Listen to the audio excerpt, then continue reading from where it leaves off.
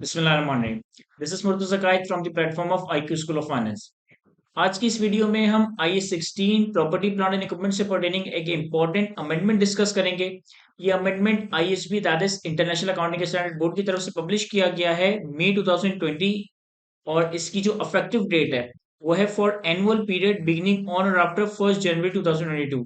यानी वो सारी कंपनीज जिनका फाइनेंशियल ईयर 1 जनवरी 2022 या उसके बाद स्टार्ट होगा उनके लिए अमेंडमेंट रेलेवेंट है, अफेक्टिव कंसिडर की जाएगी। इवन दो कि इस अमेंडमेंट की अर्ली एप्लीकेशन भी परमिट की गई है। अब देखिए इस अमेंडमेंट में क्या बातें डिस्कस की गई है उसके हवाले से हम डिस्कशन करते हैं। I16 में जब हम प्रॉपर्टी प्लांट एंड इक्विपमेंट को इनिशियली रिकॉग्नाइज करते हैं, प्रॉपर्टी प्लांट एंड इक्विपमेंट को इनिशियली मेजर करते हैं, तो I16 के हिसाब से प्रॉपर्टी प्लांट एंड इक्विपमेंट की इनिशियल मेजरमेंट हम करते हैं कॉस्ट पे। और कॉस्ट के तीन मेजर एलिमेंट्स हैं। Number one purchase price, and this purchase price is net of trade discount, net of refundable taxes and duties. Second है हमारे पास directly attributable cost. Directly attributable cost में वो सारी जरूरी है, वो सारी नेसेसरी कॉस्ट कंसिडर करते हैं जो कि एक एसेट को डिजायर्ड कंडीशन या डिजायर्ड लोकेशन में लाने के लिए जरूरी है, ताकि वो मैनेजमेंट की इंटेंशन के हिसाब से इस्तेमाल किया जा सके, ताकि वो मैनेजमेंट की इंटेंशन के हिसाब से ऑपरेट किया जा सके।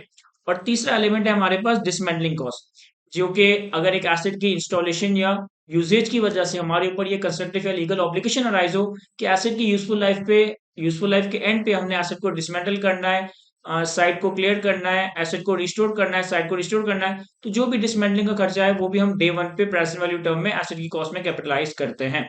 ये सारी बातें हमने I16 के इनिशियल मेजरमेंट के एरिया में कवर की है।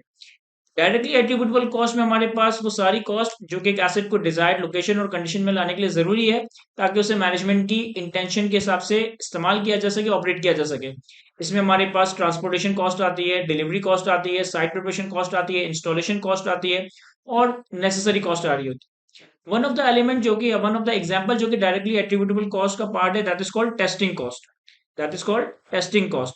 यानी कि अगर एक एसिड को अवेलेबल फॉर यूज लाने से पहले, अवेलेबल फॉर यूज बनाने से पहले अगर एक एसिड का ट्रायल रन, अगर एक एसिड की टेस्टिंग के ऊपर खर्चा करना पड़ता है, तो हम इस टेस्टिंग कॉस्ट को भी कैपिटलाइज करते हैं। इस अमेंडमेंट से पहले था क्या? इस अमेंडमेंट से पहले यह था कि एक एसिड की टेस्टिंग में, ट्रायल रन में जो भी खर्चा होगा वो आप कैपिटलाइज करोगे।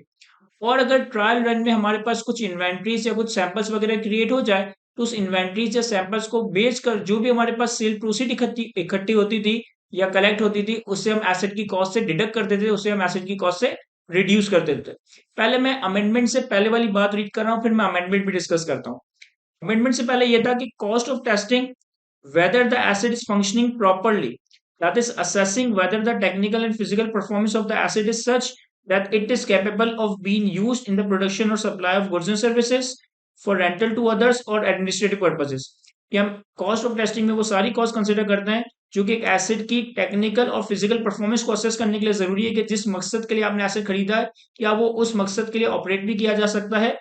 इस अमाउंट से हम डिडक्ट करते थे after deducting the net proceed from selling any items produced while bringing the asset to the location and conditions such as samples produced when testing the equipment। और जो भी हमारे पास सैंपल से इन्वेंट्री क्रिएट हो उससे against जो भी cell proceed आती थी उसे हम एसेट की कॉस्ट से रिड्यूस कर देते थे, डिडक्ट कर देते थे।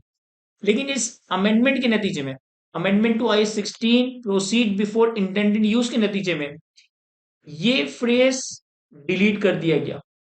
ये फ्रेज डिलीट कर दिया गया, यानी कि अब एसिड की टेस्टिंग पे जो कॉस्ट इनकर होगी ये एसिड की कॉस्ट का पार्ट बनेगी।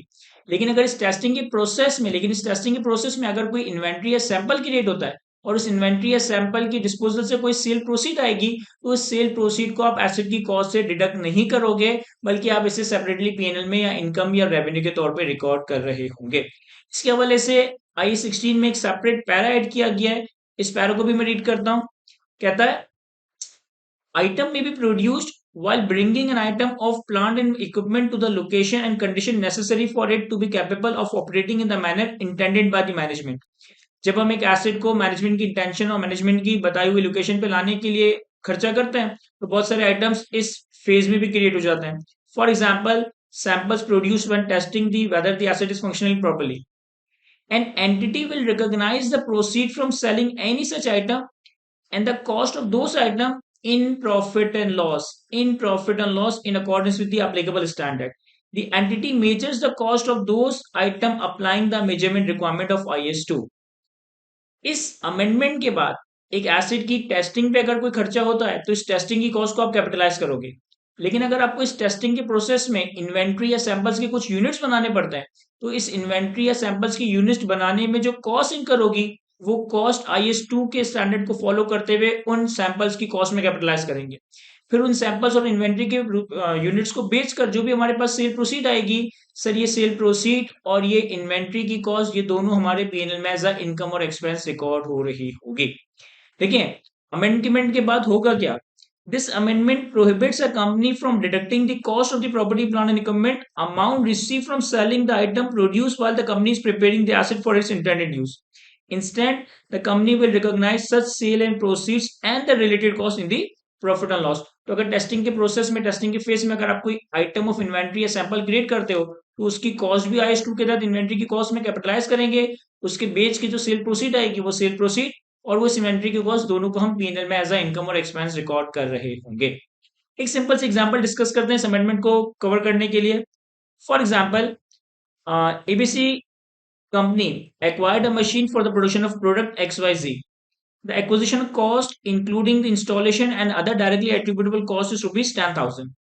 Before the machine can be placed in a normal operation, the testing is required in order to satisfy the condition. एक कंपनी है ABC लिमिटेड के नाम से, इन्होंने एक मशीन परचेज की है किसी प्रोडक्ट XY को मैन्युफैक्चर करने के लिए। इस मशीन की एक्विजिशन, इंस्टॉलेशन और डायरेक्टली एट्रीब्यूटेबल कॉस्ट 10,000 रुपए है, और इसको नॉर्मल ऑपरेशन में लाने से पहले हमें इसकी टेस्टिंग करनी पड़ेगी, ये चेक करने के लिए कि मशीन प्रॉपर्ली चल रही है या नहीं। कहता है ABC runs the testing of machine and in the testing operation the machine produces 100 pieces of XYZ product that are sold for rupees 3 per share। कह रहे जब हमने इसका टेस्टिंग परफॉर्म किया, तो इस टेस्टिंग के ऑपरेशंस में हमने XY प्रोडक्ट के 100 यूनिट्स क्रिएट किए, प्रोड्यूस किए, और एक यूनिट 3 रुपए का सेल हो सकता है। How do you recognize the revenue from the sale of 100 items? What is the acquisition cost of the machine? तो हमें ये देखना है कि इस केस में जो 100 इन्वेंट्री के आइटम्स या सैंपल्स क्रिएट किए, इसका क्या होगा, और मशीन की कॉस्ट कैसे डिटरमाइन की जाएगी।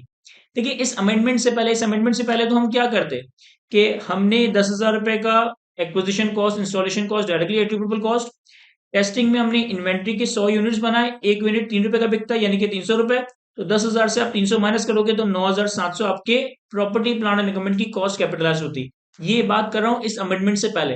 लेकिन इस अमेंडमेंट के बाद क्या होगा सर? इस अमेंडमेंट के बाद ये होगा कि जो आपकी मशीन है, इसे हम acquisition cost, directly attributed cost मिला जुलाकर 10,000 पे रिकॉर्ड करेंगे, और जो इस इन्वेंट्री या सैंपल को हमने सेल किया, इससे जो भी हमारे पास 300 का कैश आया, ये हमारे पास P&L में एज अ इनकम रिकॉग्नाइज हो जाएगा। तो एक इंपॉर्टेंट अमेंडमेंट है जिसकी इफेक्टिव डेट है for annual period beginning on और आफ्टर 1 जनवरी 2022।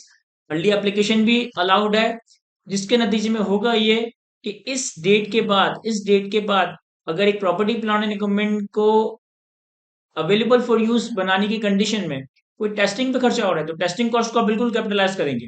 लेकिन टेस्टिंग के प्रोसेस में अगर आप कोई इन्वेंट्री या सैंपल क्रिएट करते हो, तो इन्वेंट्री और सैंपल को क्रिएट करने की कॉस्ट और उस सैंपल या इन्वेंट्री को सेल करके जो सेल प्रोसीड आएगी, ये हमारे पास प्रॉफिट एंड लॉस में एज इनकम और एक्सपेंस रिकॉर्ड हो जाएगा।